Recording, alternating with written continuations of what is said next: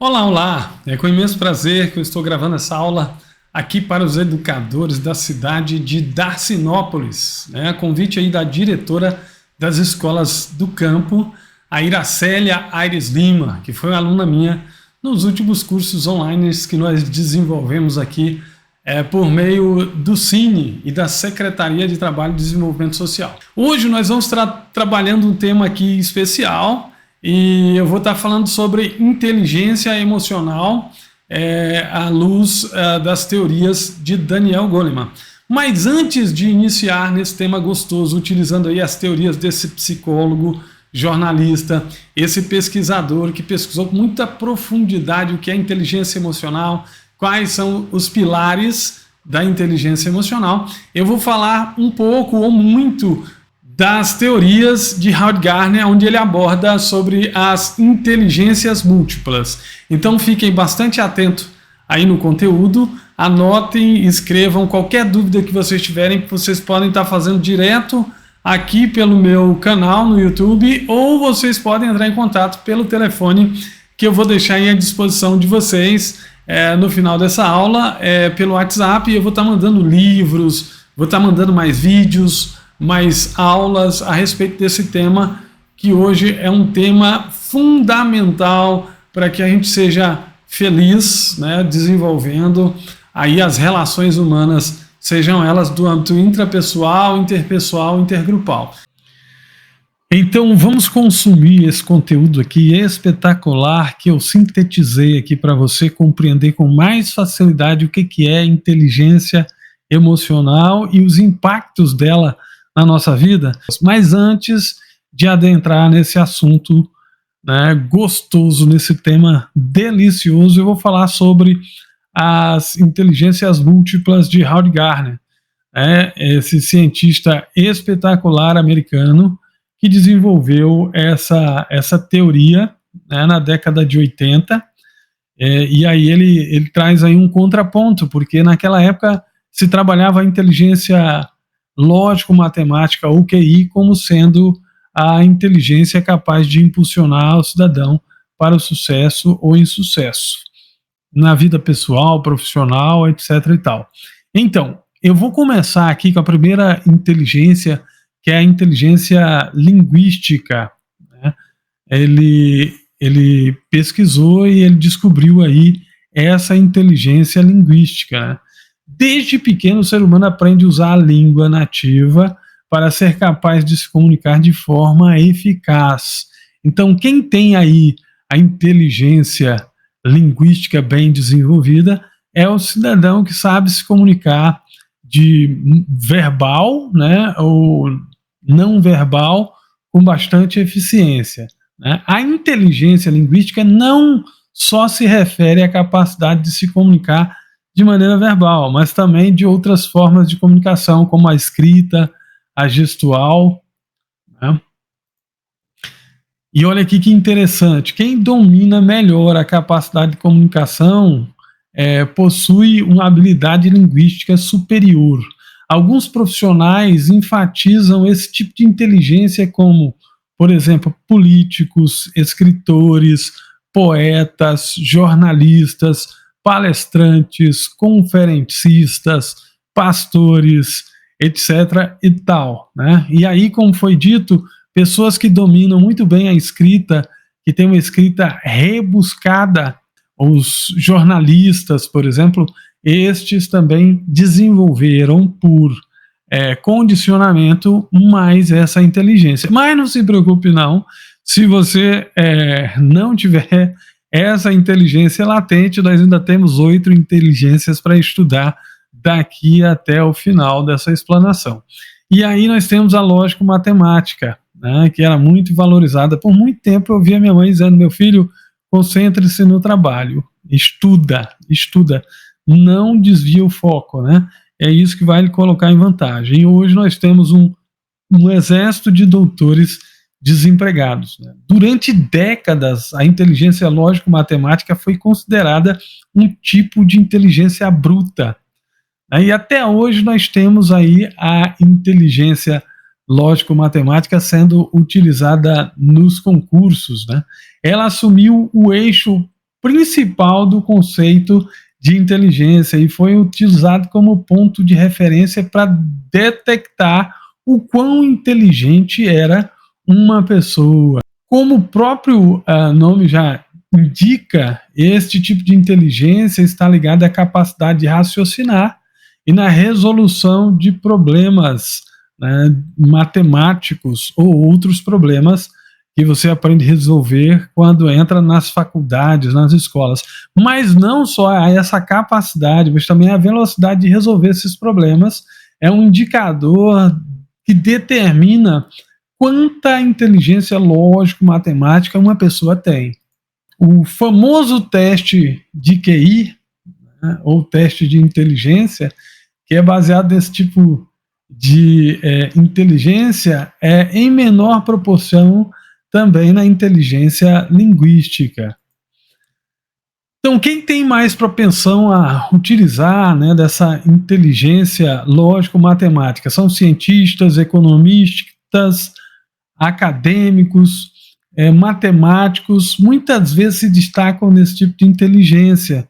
Por quê? Porque por condicionamento nas faculdades, nas escolas, essas pessoas desenvolveram essa capacidade. Eu diria que Pavlov explica por condicionamento, por reflexo condicionado, por exercitar bastante o cérebro, eles aumentaram a sua capacidade de absorver e reter informações. Agora vamos falar aqui sobre a inteligência visual espacial. Que inteligência é essa?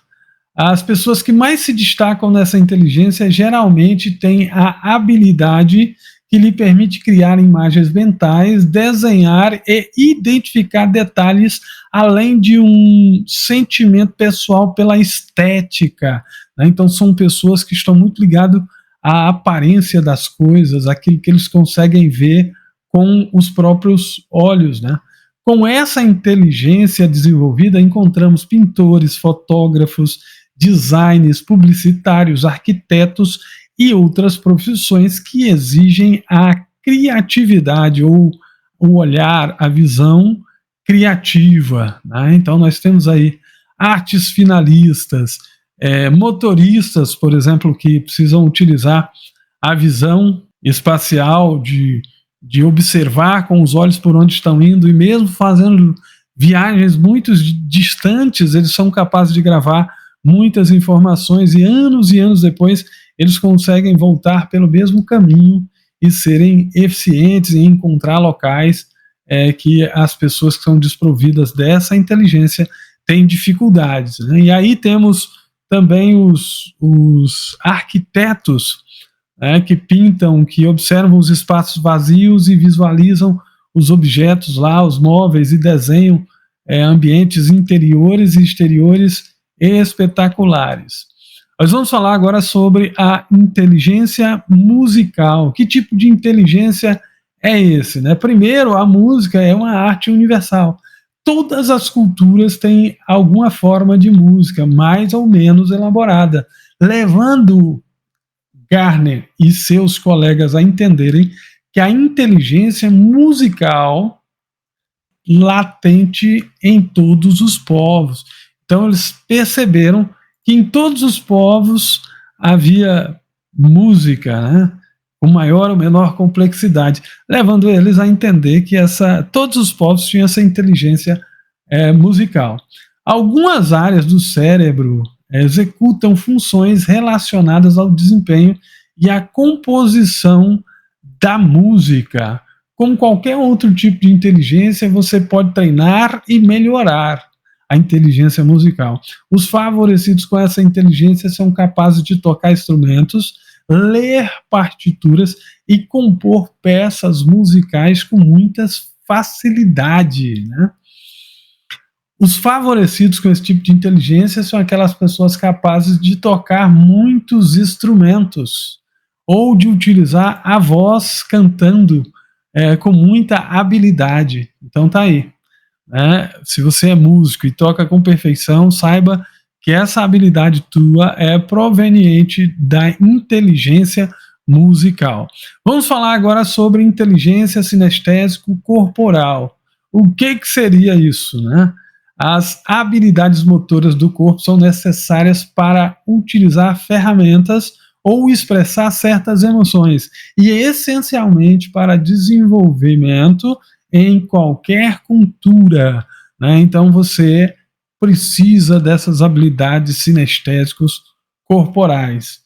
A capacidade de usar, né, o corpo como ferramentas é considerada uma inteligência sinestésica corporal. Então, pessoas que têm uma habilidade espetacular para usar o seu corpo, né, de maneira eficiente, têm essa habilidade espetacular. Além disso, a capacidade intuitiva da inteligência corporal é utilizada para expressar sentimentos através do corpo. Então, pessoas que sabem expressar sentimentos, emoções, através de movimentos, através das expressões faciais, são pessoas que desenvolveram a inteligência sinestésica corporal. Olha aqui que sensacional. Jogadores de futebol precisam utilizar o corpo com eficiência para dominar a bola e fazer gols, né? Ou tocar a bola com eficiência para os seus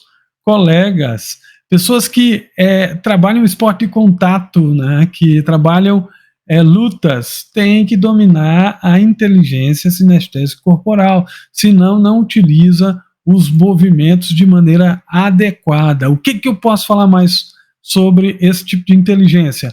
Ela pode ser desenvolvida igual às outras inteligências, ao submeter a pessoa, o cidadão, a desenvolver essas habilidades.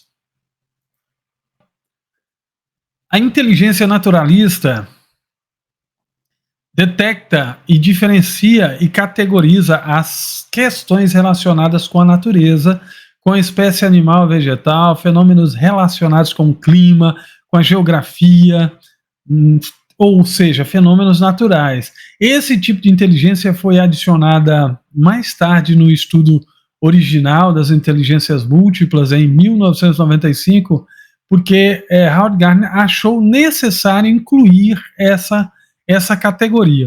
Eu gosto muito de falar sobre a inteligência naturalista. Então, o cidadão que gosta muito da natureza, que entende quais são as iscas que ele tem que usar, quais os anzóis, as varas, qual a data que ele tem que ir pescar, qual o tipo de peixe que tem naquele rio, são pessoas que desenvolveram essa inteligência natural, né, desse ambiente para se tornar mais eficiente. E aí nós temos aqui o agricultor, que depende do tempo, né, das estações, e que está muito ligado à natureza e sabe o momento de plantar, ainda que não tenha ido frequentar cursos técnicos, né, participar aí de um curso técnico ou superior em agronomia, por exemplo, agropecuária. Esse cidadão desenvolve essas habilidades aí observando a natureza. O mais próximo que eu cheguei aqui daquele cidadão que produz garrafadas lá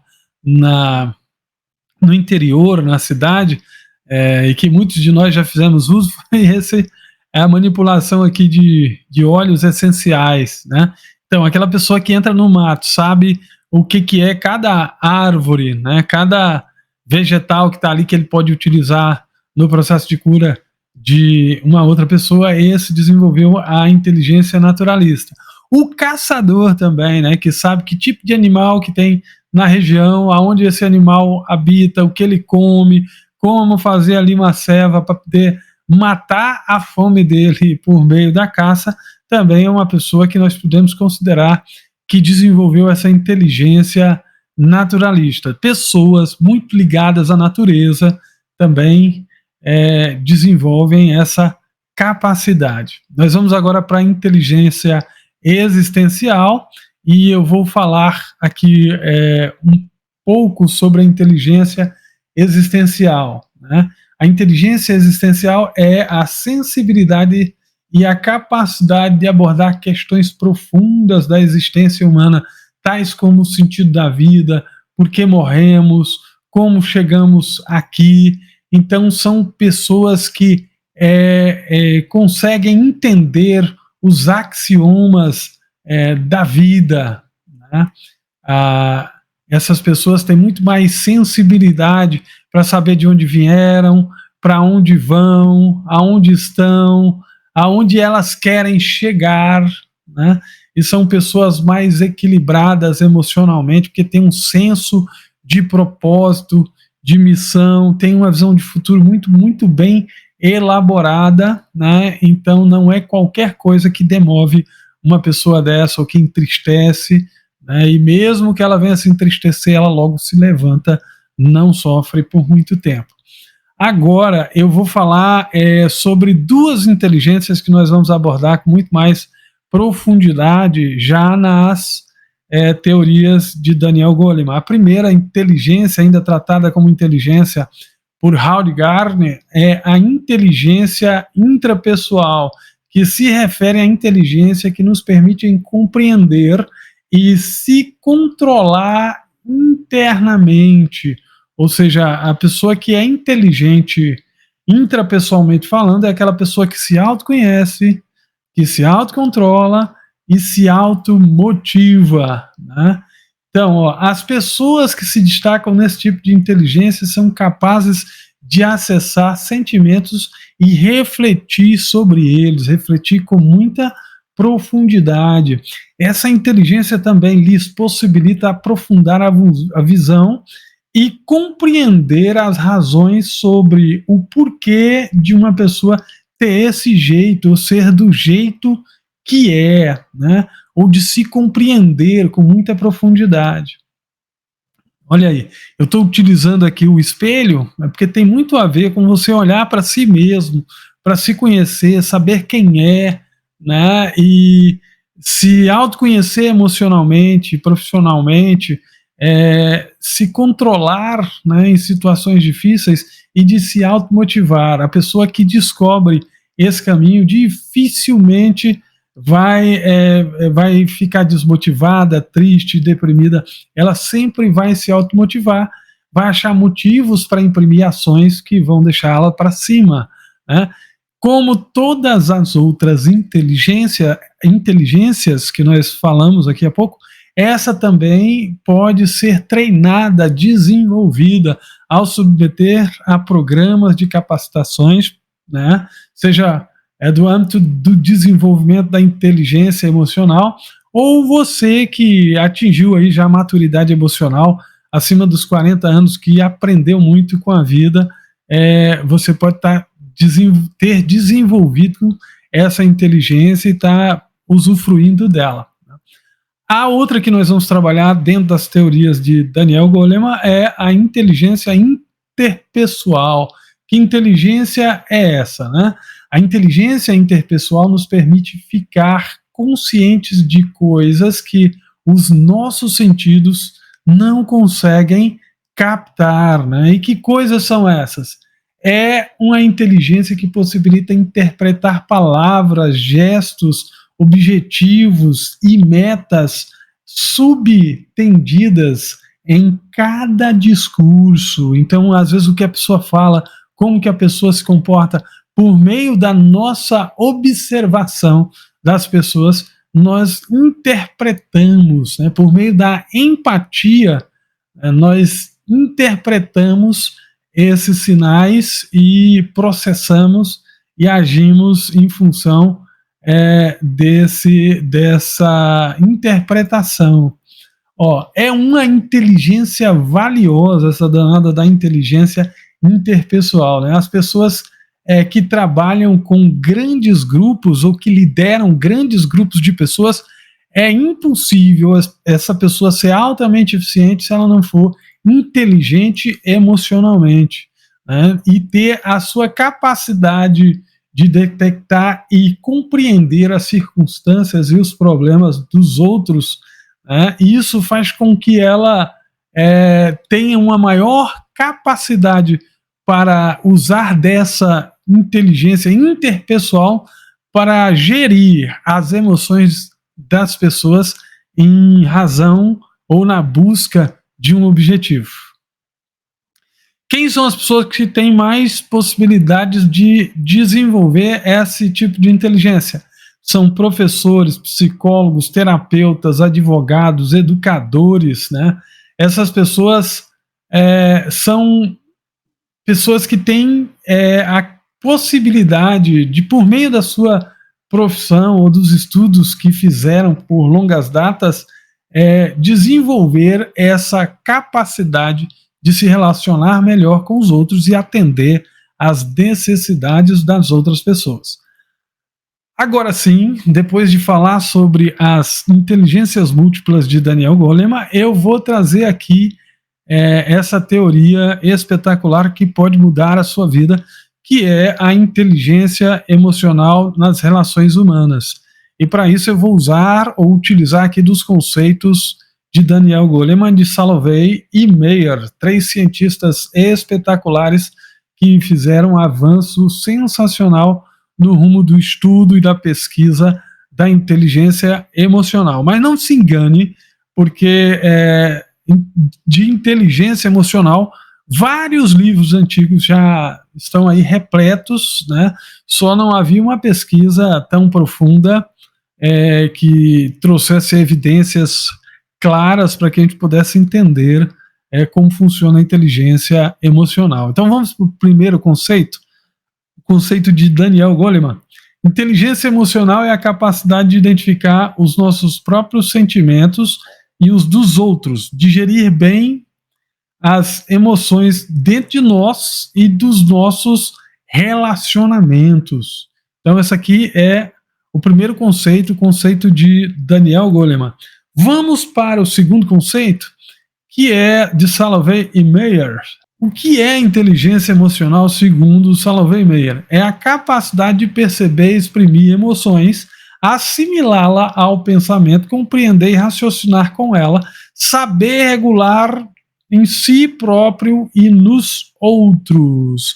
Eu gosto mais desse conceito porque fica mais fácil de entender aqui o que nós vamos fatorar ele, né? Dividir aí em 4 pilares. O primeiro pilar da inteligência emocional é a percepção das emoções. Se você não percebe as emoções em si mesmo na hora que elas acontecem, desculpe, mas a sua inteligência emocional ela está muito diminuta, tá? Então você precisa perceber as emoções. Agora, tem pessoas que até percebem as emoções, sabem que estão ficando tristes, deprimidas, mas não entendem o porquê. E aqui vem o segundo pilar, você precisa entender por que você está se sentindo assim, por que você está com essas emoções aí dentro do teu coração, do teu cérebro, dentro do teu ser, né? Então, de nada adianta perceber que está triste, abatido, deprimido, se você não entende o porquê que você está se sentindo dessa maneira. Depois que você entendeu, fica muito mais fácil para você controlar essas emoções de maneira eficiente, né? E aí você vai estudar, vai buscar conteúdo, vai desenvolver essa competência, né, esse autocontrole. Então, uma vez que você desenvolveu esse autocontrole, fica muito fácil de você fazer um uso racional das emoções, né, de você usar essas emoções. Mas, professor, mas é só de emoções boas, de sentimentos bons que a gente pode crescer, aprender e desenvolver? Não. Às vezes uma emoção ruim, um sentimento ruim pode fazer com que você cresça, com que você desenvolva. Eu já ouvi muitas vezes, e talvez você já tenha ouvido, é na tristeza do rosto que se faz melhor o coração. Mais vale ir à casa onde há luto do que à casa onde há banquete, porque na casa onde há luto você vê o fim de todos os homens, mas na casa onde há banquete você não aprende nada, às vezes, com isso. Então, o medo, por exemplo, né, o pavor, é o que te limita, às vezes, de cometer um erro, porque o excesso de confiança, o excesso de coragem termina fazendo com que você termine sucumbindo a erros que você, se tiver um pouquinho de medo, vai tomar mais cuidado, vai pesquisar com mais profundidade antes de agir, né? Então, vamos falar um pouquinho sobre relacionamento intrapessoal, que reúne autoconhecimento emocional, autocontrole e automotivação, né? Lá na teoria de Howard Gardner, será tratado como inteligência intrapessoal. Aqui o Daniel Goleman, ele trata como relacionamento. Aí vai a pergunta: você está se relacionando bem consigo mesmo? Você se ama? Você gosta de você? Né? Ou não? Você tem olhado no espelho, não tem gostado do que tem visto? Você não tem se relacionado bem contigo mesmo? Você só tem se depreciado? Você não se reconhece? Você não percebe as emoções? Você não entende essas emoções dentro de você? Você não controla essas emoções e nem usa essas emoções em seu favor? Então, desculpe, você não desenvolveu com eficiência a inteligência intrapessoal e você também não desenvolveu aqui na teoria de Daniel Goleman um relacionamento com excelência com sua pessoa. Né? Então você precisa de se atentar para isso. E em cursos como esse, que fazem você refletir, talvez você comece a enxergar, detectar e melhorar o teu relacionamento contigo. Vamos para o segundo tripé da inteligência emocional. Aí vem o relacionamento interpessoal, que tem mais a ver do teu relacionamento com o outro, né, com as pessoas que estão à sua volta. Como é que está o teu relacionamento? Você tem sensibilidade social, você tem empatia para identificar a necessidade do outro, desenvolver a comunicação mais adequada, né? Tem pessoas que não têm essa habilidade, e se você não tem, você precisa desenvolver essa habilidade para se relacionar com mais eficiência, entendendo, pois, que só se vende, só se compra se tiver relacionamento. Se você não se relacionar bem, dificilmente você vai conseguir ter sucesso na vida. E a base para um excelente relacionamento é a comunicação, né? Se você quiser ser eficiente, tem que ter empatia, né? Empatia para se colocar no lugar do outro, para se comunicar, né, de acordo com a necessidade do outro. A base é a comunicação e o relacionamento interpessoal é fundamental para que você tenha aí a inteligência emocional plena. Outro tripé e que precisa ser muito trabalhado, né, principalmente para você que vai trabalhar com grupos, que vai trabalhar com pessoas, é o relacionamento intergrupal, né? E aí é interessante você entender que quando nós falamos de inteligência emocional, não é de fora para dentro. Nós temos muitas pessoas querendo ganhar grupos imensos de pessoas para o seu WhatsApp, né? Querendo liderar pessoas, não entendendo que a primeira coisa que tem que fazer tem que ser líder de si mesmo, tem que ser maestro das suas próprias emoções. A partir do momento que você lidera a si mesmo, que você se relaciona bem consigo, que você se autoconhece, se autocontrola, se automotiva, você está habilitado a se relacionar de maneira interpessoal, que é se relacionar com o outro, utilizando-se da empatia, que é a habilidade de se colocar no lugar do outro e sentir o que o outro sente para atender às suas necessidades, e aí você vai conseguir adentrar aos grupos com muito mais facilidade e desenvolvendo aí o seu relacionamento intergrupal, tanto grupos na igreja,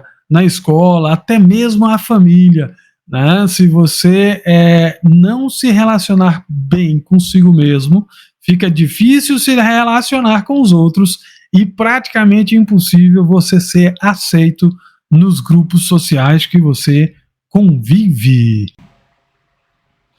Para que nós possamos compreender esse conteúdo com muita mais profundidade, eu vou trazer uma das minhas vivências, das minhas experiências. Meu primeiro emprego nessa vida foi como servidor público e eu terminei entrando na mesma profissão que meu pai, né? E com isso meu pai ficou muito triste, porque ele queria que o filho dele fosse médico, ele conspirou, ele trabalhou o máximo que ele podia para que o filho fosse para Cuba fazer medicina, e eu tinha pavor, terror de injeção, até hoje eu tenho, né? E aplicando em mim ou nas outras pessoas. E aí eu terminei entrando como motorista, fazendo um teste na garagem central do estado e passando. E aí eu permaneci 3 anos, fazendo muitos amigos, dirigindo, entregando os malotes do estado, né, que era a comunicação interna das secretarias.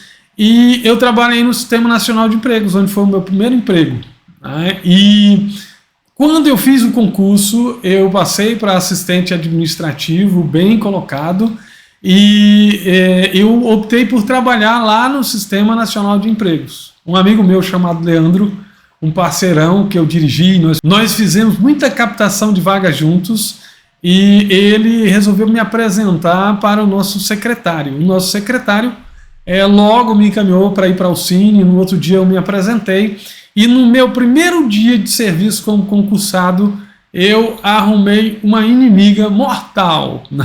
E aí quem era essa minha inimiga mortal? Uma amiga minha, uma amiga que eu amava e que eu dirigi, que nós saímos juntos e íamos fazer o nosso trabalho com alegria. Mas o porquê que essa amiga minha ficou minha inimiga de um dia para o outro, né? Ou de um minuto para o outro? Eu cheguei, cumprimentei todo mundo, fui apresentado para o nosso diretor, o diretor nos apresentou para todas as pessoas nas salas, e aí eu fui apresentado para o meu ambiente de trabalho. Essa colega ainda não tinha chegado. Então eu sentei lá no meu posto de trabalho. Quando ela adentrou a sala, ela veio à minha direção, me abraçou, me saudou, disse da alegria de ter eu lá como colega dela de trabalho, agora numa outra função, numa outra área. E aí o que acontece? Eu tinha lá dentro da sala mais umas 3 pessoas, mais umas 5 pessoas conosco. E naquele momento de confraternização, né, em que nós estávamos ali trocando afetos e alegria, eu por estar chegando no ambiente novo de trabalho, e ela por estar me recebendo, né, como uma pessoa que voltou no nível melhor, né, de salário e de posição. De repente uma colega nossa, muito malvadona, ela vira e fala assim: ei, fulano de tal, você sabia que ele é crente? E aí ela me empurrou assim e falou: vem cá, tu é crente? E eu falei: sou, graças a Deus por isso. Achei que era uma vantagem enorme dizer para ela que graças a Deus eu era cristão, né? Eu era crente. E aí ela me empurrou de uma vez e começou a me xingar, dizendo que todo crente era ladrão, sem vergonha, vagabundo. E aí sabe o que aconteceu? Eu achei que era um trote, porque a gente brincava de contar piada, né, de brincar uns com os outros. Eu falei: deve ser uma brincadeira.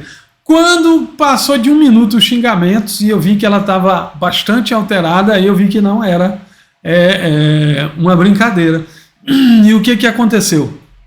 Eu esperei ela respirar. Quando ela respirou, eu falei: olha, eu não sei por que você está se comportando assim comigo, mas eu quero dizer para você que eu amo você e te amo. Você é minha amiga. Ela não passa na minha frente, senão eu te atropelo. E aí eu fiquei assim, em choque.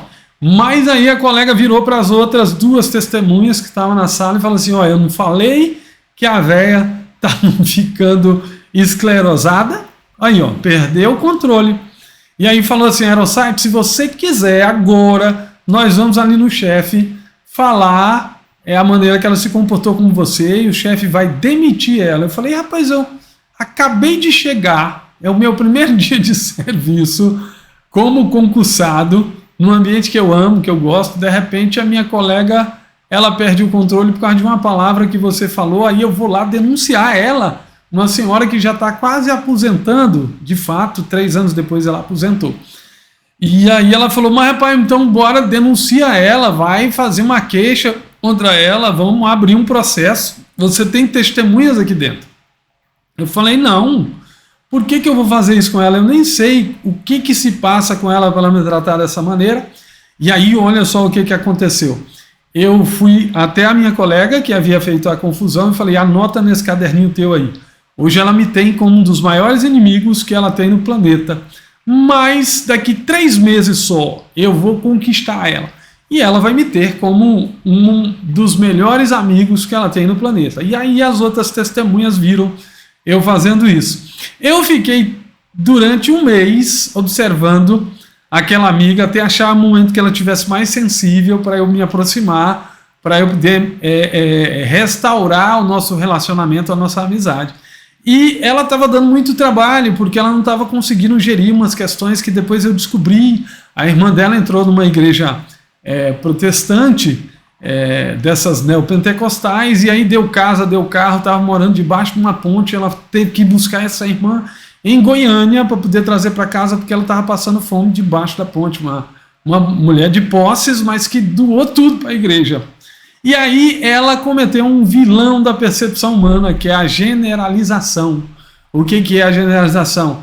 Ela colocou todos os crentes, os evangélicos, na mesma panela, né? E aí ela descarregou toda a raiva que ela tinha. Ela ainda não tinha encontrado alguém para descarregar. De repente, por uma palavra daquela minha amiga, que sabia qual era o problema, sabia onde ela ia se descontrolar, ela descarregou toda a raiva, todo o ódio naquele momento. E eu poderia ter xingado ela, eu poderia ter ido lá denunciado ela para o chefe, eu poderia ter processado ela. Para muitas pessoas, a saída mais fácil é essa, é responder uma agressão com violência, e violência gera violência, né? Eu optei por não agir dessa maneira e por me reconciliar com a minha amiga, que se encontrava triste e abatida por um problema causado por outrens, e que eu terminei pagando a conta, porque ela descarregou tudo isso naquele momento. Olha aqui que interessante. Ela estava dando muito problema, colocaram ela no setor de estatística, que era onde fazia todo o levantamento, elaboração de relatórios utilizando o Excel. Ela não sabia nada de informática. Era uma professora de geografia que dava um período, ela trabalhava numa escola ministrando aula, o outro período lá no órgão que eu trabalhava. E o que aconteceu? Eu esperei o momento mais sensível para me aproximar, e passei na porta da sala dela. Ela estava chorando porque ela havia perdido todo o trabalho dela num clique no Excel. Aí eu cheguei lá pertinho e falei: por que tu choras? Ela falou: é porque eu perdi todo o meu trabalho que eu estava fazendo a semana inteira aqui, eu cliquei um negócio errado. Eu falei: eu posso te mostrar como é que restaura? Ela não tinha saída, porque senão ia perder a posição que ela estava. O pessoal estava colocando ela nesses ambientes mais difíceis para poder estar fazendo com que ela pedisse demissão. E aí eu cheguei lá e fiz Ctrl+Z, Ctrl+Z, Ctrl+Z. Apareceu todas as atividades que ela estava desenvolvendo e que perdeu porque ela deletou. Ela falou: como é que você fez isso? Eu falei assim, Ctrl+Z, Ctrl+Z. Ela falou: nossa, que legal, né? Eu falei: pois você me permite te ajudar, né? Ajudar você a aprender sobre o Excel, eu te ensino. Mas como que você vai me ensinar? Se você entra aqui às 8 e sai às 14, eu entro às 12 e saio às 18. Eu falei: menina, eu fico aqui até às 10 horas da noite para ensinar Excel.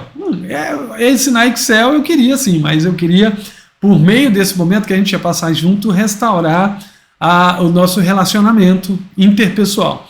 E ela não tinha jeito, ela me permitiu ajudá-la. E eu ajudei durante 1 mês inteiro, ensinando tudo que podia sobre Excel, fechando relatórios, trabalhando até às 10 horas da noite.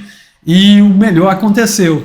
3 meses depois, veio uma psicóloga e pedagoga dar um curso para nós chamado Passe, que eram 300 horas, era um ano inteiro fazendo alguns finais de semana, e ela entrou nessa parte falando sobre inteligência emocional, sobre perdão, pedir perdão, liberar perdão, agradecer, dizer o quanto ama, não esconder para si, né, os sentimentos, não represar esses sentimentos, falar de maneira extravagante, porque aí você vai ser muito mais feliz, pedir perdão antes que o sol se ponha sobre a sua ira, que senão isso aumenta.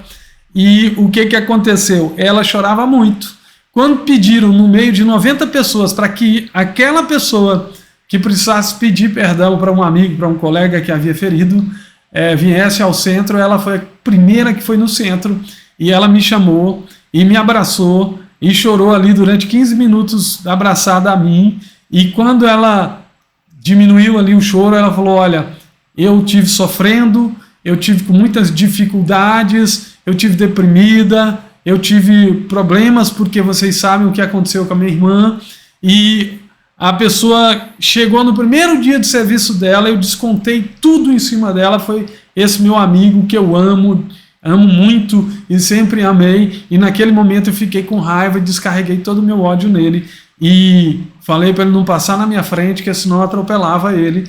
E no momento que eu mais precisei de alguém, no momento que eu mais precisei de todos vocês que estavam aqui para me abraçar, para me acalentar, para me ajudar a passar por esse processo, a pessoa que eu menos esperava que fosse me ajudar foi a pessoa que eu mais maltratei no primeiro dia de serviço dele.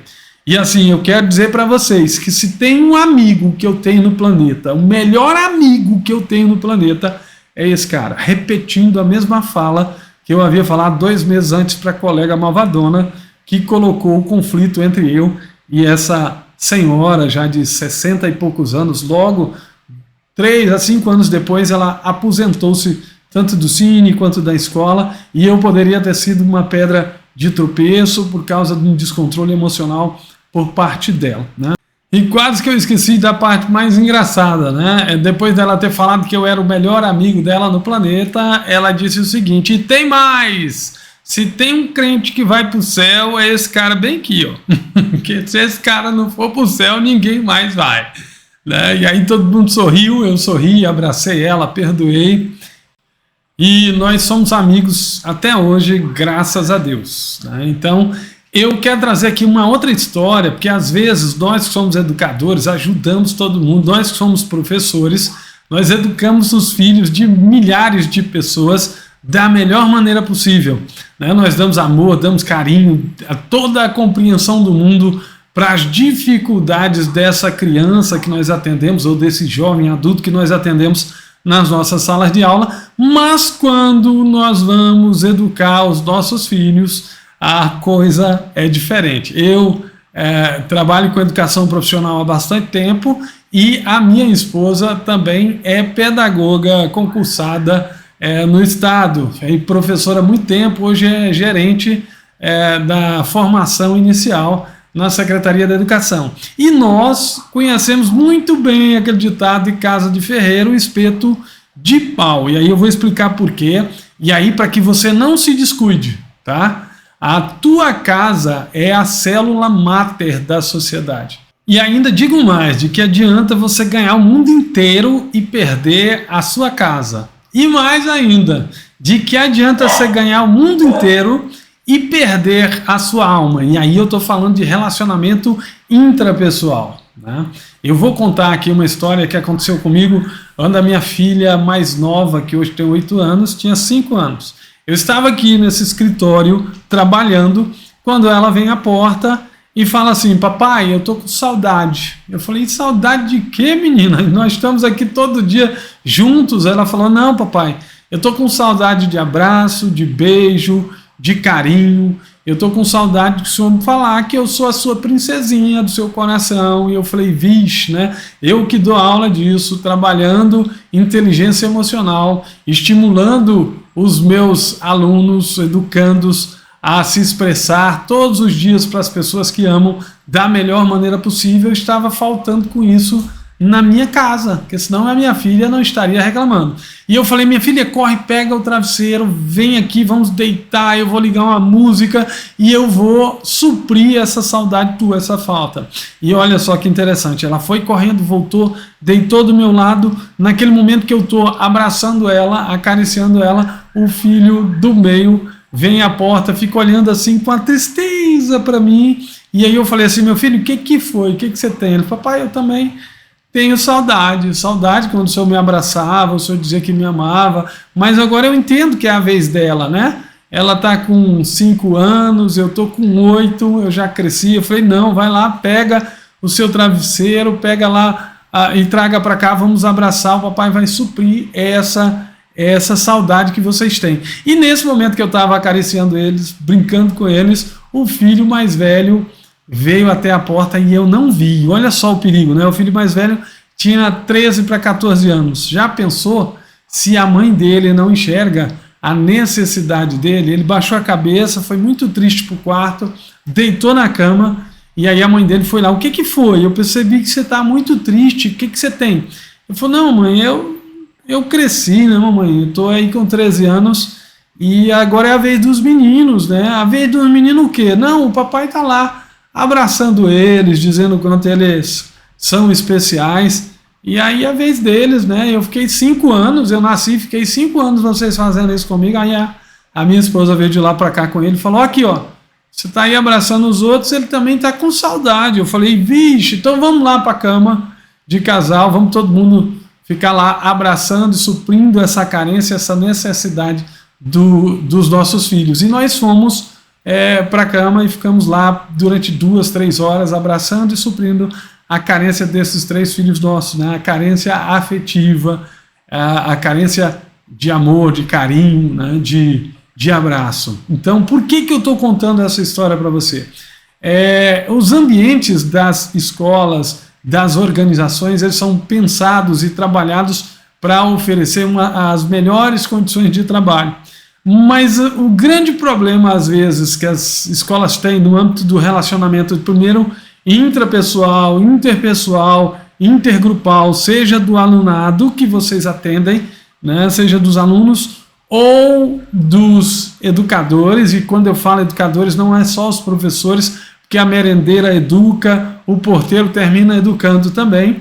Esses problemas são oriundos da casa, ou de vivências, experiências pré-acumuladas ao longo dos anos, e que você termina reproduzindo esses comportamentos, e aí comportamento gera comportamento, violência gera violência, gentileza gera gentileza, você termina reproduzindo isso dentro dos ambientes sociais onde você está imerso, seja a escola que você está trabalhando, seja a igreja, a comunidade que você está inserido. Hora ou outra, essas máscaras que às vezes nós colocamos, porque é difícil encontrar uma pessoa que tem um modelo preciso e verdadeiro de quem é.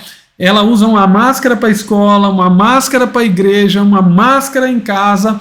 É por isso que a professora que dá uma aula espetacular na sala de aula tem dificuldade de dar uma aula espetacular para o seu filho, porque quando ela chega em casa, ela tira a máscara da professora espetacular, coloca a da mãe, que às vezes está cansada, porque a jornada é dupla, e aí fica ruim de educar o filho com a mesma qualidade que a gente presta lá dentro do ambiente de trabalho. E aí eu trago aqui outra coisa para vocês. Tem uma poesia que eu acho sensacional, que é a seguinte: no porto dos meus anseios, esperanças são navios, que de manhã partem cheios e de noite voltam vazios. E aí eu explico aqui para vocês, ó, uma família querida, onde você é amado, aceito, onde as pessoas são carinhosas e trocam sentimentos e emoções espetaculares. Essa pessoa sai com o navio dela cheio de coisa boa, leva para a escola, lá ela divide com todo mundo e as pessoas devolvem na mesma intensidade os carinhos, né, a gratidão, esses sentimentos e emoções boas. Ela volta para casa com todas essas coisas boas e descarrega nos filhos, na família, e aí a vida dessa pessoa é inabalável, é feliz o tempo inteiro, não tem nada que coloque essa pessoa para baixo. Agora, sabe qual é o grande problema? Às vezes a pessoa sai com o navio cheio de coisas ruins já de casa, sentimentos ruins, maus tratos, um relacionamento abusivo, e aí ela leva isso para dentro de onde? Da escola. E lá na escola ela termina distribuindo para os colegas isso vez por outra, e ela recebe esses estímulos que ela manda em forma de respostas que vão afetá-la negativamente, e ela termina levando isso lá para casa dela, da mesma maneira, distribuindo com os parentes, amigos, e aí permeando esse ambiente difícil, ruidoso e negativo. Eu trago aqui para finalizar sintetizando com uma parábola e mostrando para vocês que vocês não devem represar os sentimentos, que vocês devem pedir perdão, liberar perdão antes que o sol se ponha. Você tem que agradecer de coração, porque a maior característica que um ser humano pode ter chama-se gratidão. Trabalhar do lado de pessoas gratas é sensacional. Trabalhar do lado de pessoas que não são gratas nos adoece. Então, gratidão gera gratidão. Amor gera amor. Então, encha o seu navio de manhã de amor, de carinho dos seus filhos, do seu marido, da sua família. Distribua esse amor, carinho, sentimentos bons na escola. Receba só o que é bom, o que é ruim, deixe fora do seu navio e leve de volta para sua casa. Só assim você vai ser extremamente feliz, né? Cultive os bons pensamentos, as boas emoções, cultive as boas ações. Então, seja grato pelas pessoas que te receberam aí no teu primeiro dia, que te ensinaram a tua função. E se tiver algum colega aí que seja resistente a isso, eu quero dizer outra coisa: ninguém resiste muito tempo pancadas de bondade, resiste muito pancadas de maldade. Então não deixe de dar o seu bom dia, de desejar um excelente final de semana, não deixe de cultivar os bons relacionamentos. Sabe por quê? Porque os relacionamentos ruins de ordem intergrupal afetam os relacionamentos de ordem interpessoais e vão afetar diretamente o teu relacionamento contigo mesmo, que é o relacionamento intrapessoal. Lembrando, pois, Howard Gardner nos traz a inteligência intrapessoal, a inteligência interpessoal. Né? Você tem que trabalhar e desenvolver essa inteligência intrapessoal para não precisar de um psiquiatra, de um remedinho, de um terapeuta lá no final da sua carreira. E precisa desenvolver a sua inteligência interpessoal para se relacionar bem não somente com seus colegas de trabalho, mas com seus familiares, seus filhos, seus esposos, a sua família, a comunidade em que você está inserido. Agora, já partindo aqui para o final da nossa aula de hoje, eu quero agradecer aqui de maneira especial a todos os educadores da cidade de Darcinópolis que assistiu aí essa aula. Eu quero agradecer também a diretora das escolas do campo, a Iracélia Aires Lima. Quero fazer aqui um agradecimento especial à Escola Municipal Dom Pedro I, a Escola Municipal Maria Zilda Pereira Alves e a Escola Municipal Valério da Cruz de Oliveira. Quero dizer que eu estou ansioso para estar com vocês aí ministrando a aula presencial e dizer que estou à disposição de vocês nas minhas redes sociais, pelo YouTube, né, no meu canal e também pelo Instagram. Eu vou deixar ele aí no finalzinho do vídeo. Um grande abraço a todos vocês e até a nossa próxima aula.